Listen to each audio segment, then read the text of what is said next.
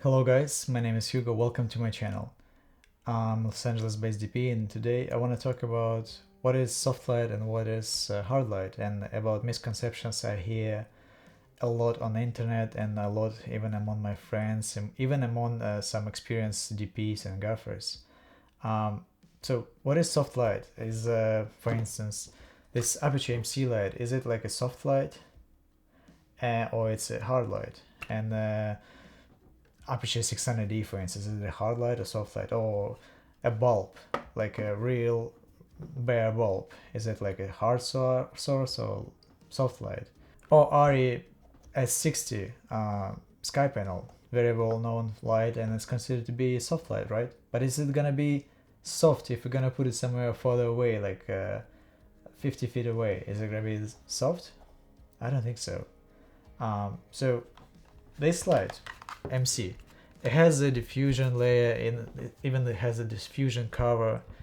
Is it gonna be soft light?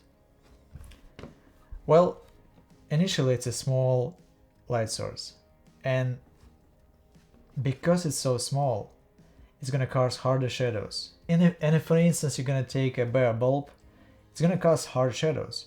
But if you take like 1,000 of them and you're gonna put them next to each other together to make a big light mat or light wall or something, then it becomes a very soft and pleasant light. And this, for instance, sky panel, if you put it somewhere further away, like 50 feet away, it's gonna be as soft as this light close to my face, because if I look at the size of it and proportions, it's gonna be the same size as the sky panel somewhere further away. Therefore it's gonna cast the exactly same quality and exactly same shadows as the sky panel somewhere further away. So in the simple words, the simple truth is the light source becomes softer when it becomes bigger. The bigger your light source, the softer it is. The smaller light source, the harder it is. And also a relation of your light to your subjects. If your big light source somewhere goes further away, becomes smaller and smaller and smaller. Therefore the shadows get dark, harder and harder and harder. Or if you walk your light closer to the subject, then it becomes softer and softer and softer. So do those soft boxes, we love those soft boxes, do they actually make light softer?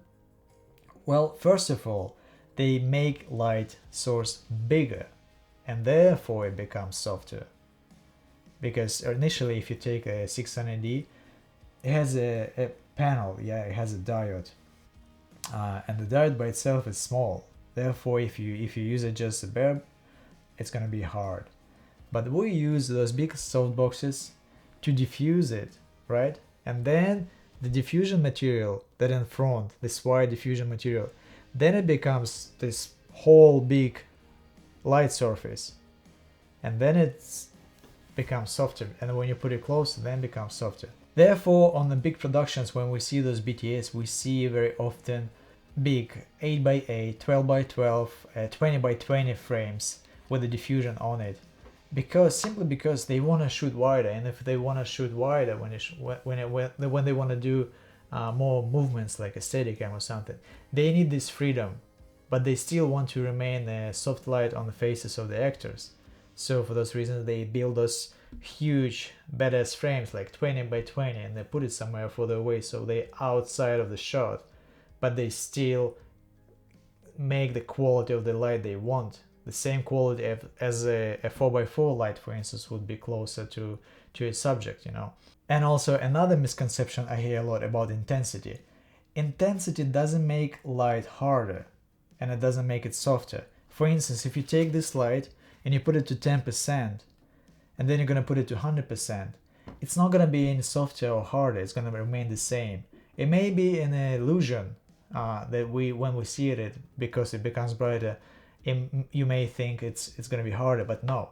If you put a camera and make some tests at 10% and at 100% with a compensation in camera with a shutter speed, it's going to look exactly the same. It's not going to be any different. But if you take this exactly the same light source and if you're going to put it in one place first and then you're going to walk it away with it, then the quality of the light changes. then the light becomes harder and harder further you go, because it becomes smaller and smaller. We see this cover, yeah? Will this cover make this light source softer? Well, no, it will not, because if you look at it, it's exactly the same size as the light source. So therefore, it's not going to be any softer. But why would you use that? Why would they include it in the case, yeah? It's because when you turn it on, you see those diodes right here. And the diodes actually already close enough so they don't cast multiple shadows. Therefore, they play as one single light source. But if you see this light directly, or if you see this light somewhere in reflections, then it becomes distracting. Then you see, oh, this is a light. But if you put the diffusion over it, then it becomes one single light source. And then that's how you use it. That's what for this diffusion.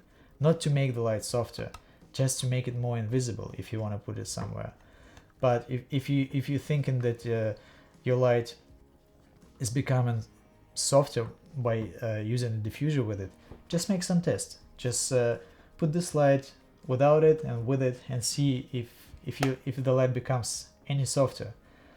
And the same thing applies to I have a big 4x4 light mat, and this light mat also has diodes when you look at them. And those diodes already also close enough so they don't cast multiple shadows, and even if I walk the light all the way close to the subject, it doesn't cast any multiple shadows. So therefore, I have a diffusion that's exactly the same size, white diffusion, but I almost never use it unless I see my light directly, or I see my light in the reflections, where those small diodes clearly visible and distracting. For those reasons, I use the diffusion. I put it over, and then it blends all those diodes in one single source. But if I don't see any reflections of it, if I don't see those diodes on camera, I don't use this diffusion, because it's exactly the same size as the light source itself, like example here. And I also want to talk about this Aputure Nova softbox that is designed for Nova 300. When I bought it, I was like, it didn't make sense to me, because it doesn't really increase the size of the light source itself by probably about 20% only. 20% is not much. You can just take your light and walk closer to your subject, and then it becomes larger by 20% easily. So it didn't really make much sense to me, and it doesn't make sense to me as well, because on the Nova you don't see those diodes. It's already blended, so using softbox doesn't really blend them and make them single source. It's already one single source, so it's kind of useless. I almost don't use it ever, because why would I? It just takes some space, and doesn't make sense unless I need to use a grid or something, then I use it. But just because it's so small, it doesn't really, it kind of defeats the purpose. But I don't know why they didn't make it, but I think other manufacturers make, like a Chimera, they make a significantly larger softbox that becomes, the light source becomes 2 times bigger, or maybe sometimes 3 times bigger.